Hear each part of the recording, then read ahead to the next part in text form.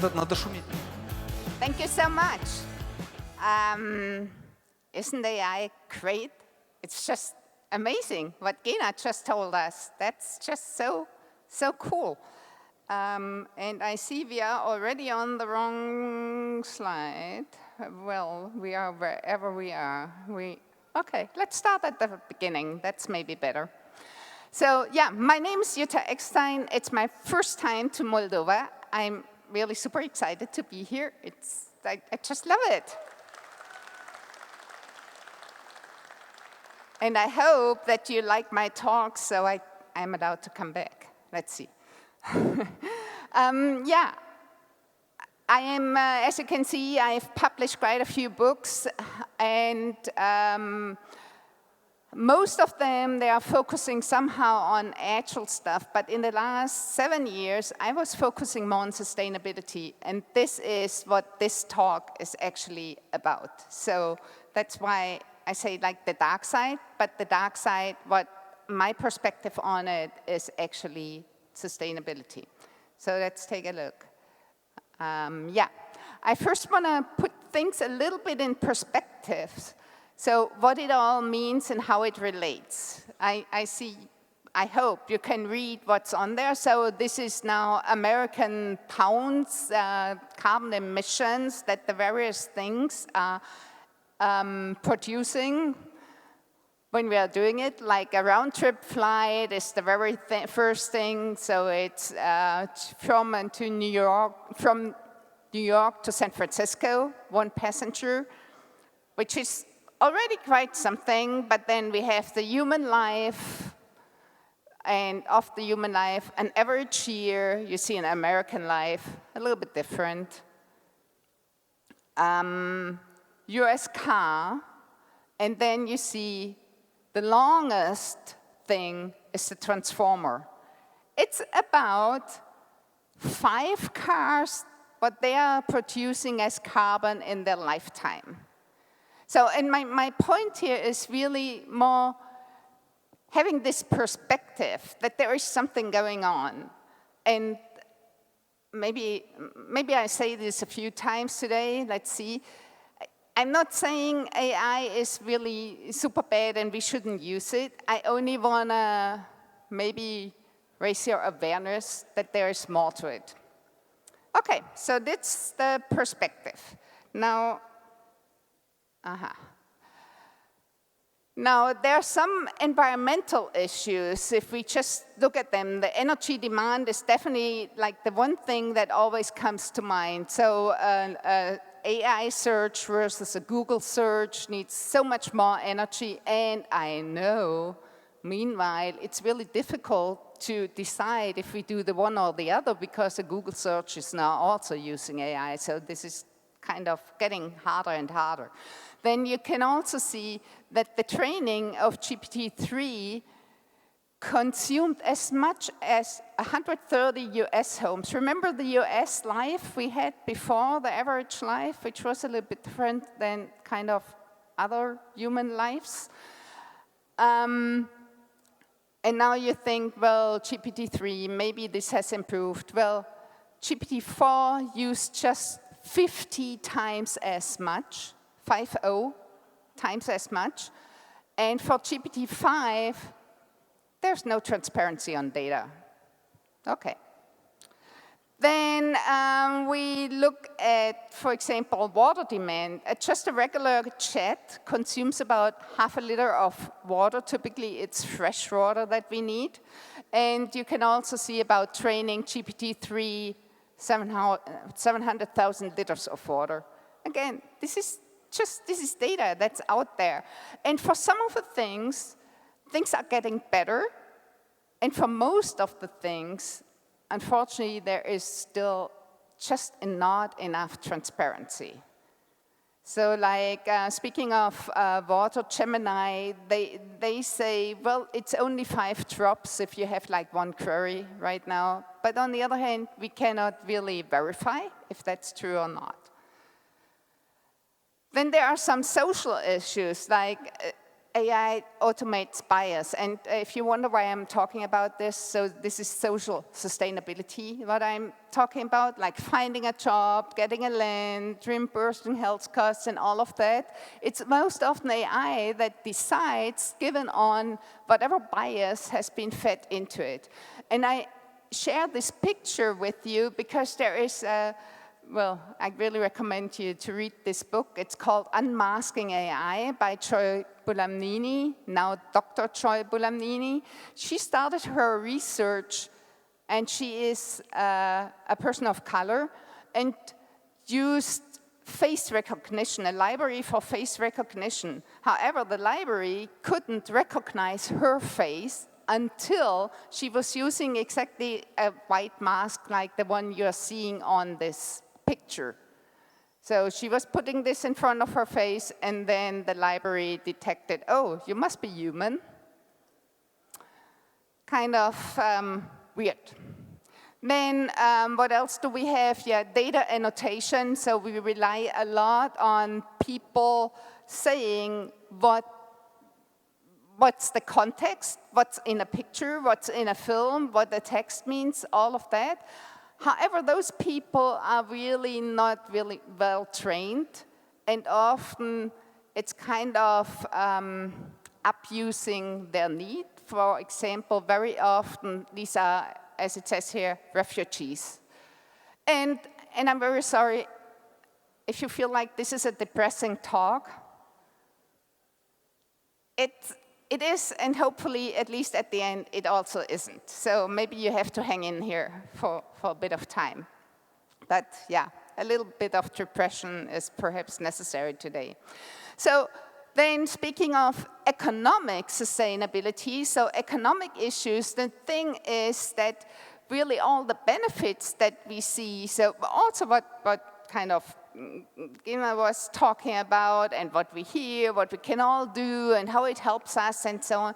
This is concentrating in the West, or I think West is kind of in quotes. It's probably the North more, versus everything else, all the problems like raw elements, extraction, manufacturing, also the energy, the carbon emissions, that typically concentrates in the global south. So it's also not very fair how things are set up here. So this is the other huge problem that we are seeing here. Now, looking more at perhaps also what does it mean for us? What maybe can we do with this information? And I want to give you a few things at hand. So on the first thing, it is that models aren't created equal. So what you see here on this slide is, to your right column, that's the equivalent of trees burned by pre-training the corresponding model. And so on the other hand, it's carbon emissions that have been produced by pre-training. Now let's take a look at some of them. Again, GPT-3 here, and I said already GPT-4, 50 times as much, 5, no transparency, compared to Bloom, which are kind of similar in terms of complexity. There is a factor of 20 of carbon emissions or trees burned. So it depends also, or you can decide which model you are using, kind of what is the carbon footprint you are supporting or not. Actually, the way this often works to have a lower carbon footprint is by using, for example, a different hardware, like distributing stuff, and also like the spatial shifting, going to places where the energy is renewable and not based on fossil. So that makes a huge difference. And now maybe you ask, what about DeepSeek? Because that kind of looks good. It's not as bad as GPT, so it's kind of training it as economical. But if we are looking at the operation, so when it's used, then we see something completely different. And what you see here, there are like multiple choice answers versus free response answers. And if we look at that, then if DeepSeek is answering these 600,000 questions, then it emits the same amount of carbon as if we would fly from London to New York and back. However, if we ask Llama to do the same thing, we can ask 5 times as many questions, right, for the same amount of carbon emitted. So, but again, the thing is, first of all, to know about that stuff. And this is not always easy, again, because they don't make it easy for us to provide all that data. And on the other hand, if we then know it, then we can decide which models we are using, what are we working with. So as a user, it's more like, oh, maybe we should be more conscious when we use it and when not. Speaking of conscious usage, so if we start a query, the thing is there is more happening than just on a regular search. We heard already it's like 30 times more energy that's consumed, or the carbon emission is as much higher. And the thing is that it's doing all these various steps, plus, most often, it's not only one request we are sending out. Most often, if we are asking an AI, then we have more like, I think the average is kind of 20 back and forth chats, so that's also adding it up. So that's the other problem. So what you see, just summarization, which is only one kind of a step, that's the thing that equals the regular search. Then, if you look at image generation, that uses way more, and that equals recharging a phone. So this is way more. And so, as funny as these pictures sometimes are, but maybe if it's not really needed, perhaps we think about creating something ourselves and not relying on AI, maybe being creative again. And again, I know, it's here to stay, and fun is also something that sometimes is good. But maybe we should be more conscious in how we use it and when. Data. So maybe you have seen this, reduce, reuse, recycle. That often goes along with any kind of waste, where we think of what can we do to create less waste, produce less waste. Yeah, well, we can reduce what we are using, and we can reuse whatever is there and recycle. Same is actually true with data, and data means most often the models that are trained.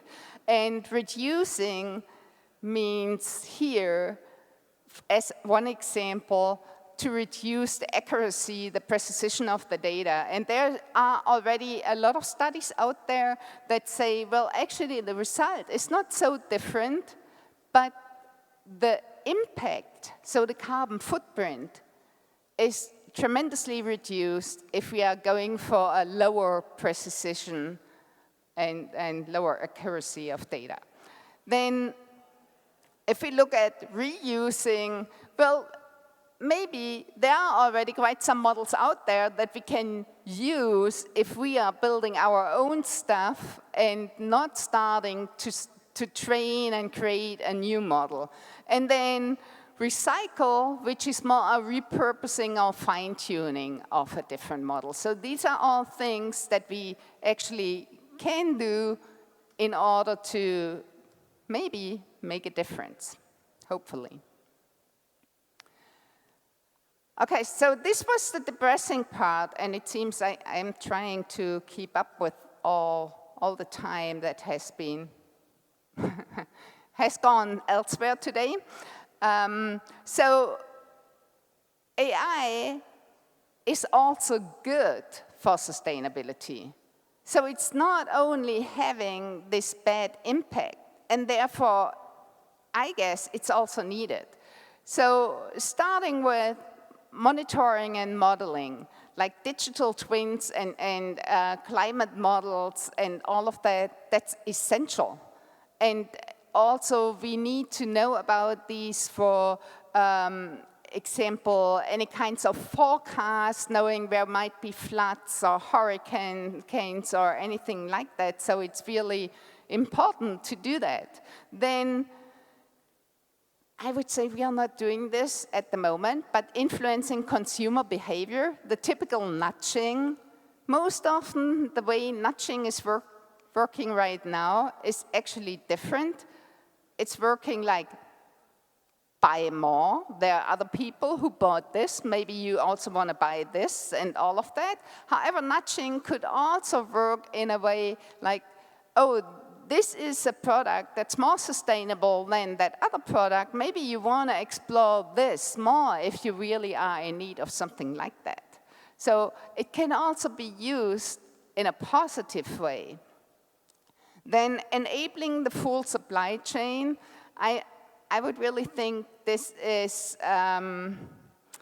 without AI, not really possible to really know what's completely going into all the products that we are using and that we are creating, who was involved, what kind of resources have gone into it. And this, of course, means also that we all need way more transparency for everything, but that's possible now. Then definitely automated optimization of energy and natural resources, that's a big thing. Like if you think of fertilizers going into the plants or watering and all of that, this can now be done really in a precise way, whatever the individual plant is really needing, and not kind of giving everything to every plant, but only what's really requested and what's helpful for this one plant. Then a lot of breakthroughs in meteorology have happened and will happen even more so. So this is also where AI is helping. So these are things where AI is already doing a great job. However, these are also the expected improvements of AI as announced or stated by the United Nations. So it's also kind of understood that AI will help us to actually, improve things. So that's the hopeful, the positive part of my talk, which means the green transition actually needs AI, but AI needs also to be green. And I think very often we are not paying enough attention to it, and we can do way more. We can all do a better job with that. And, well, I invite you all to do this. Thank you.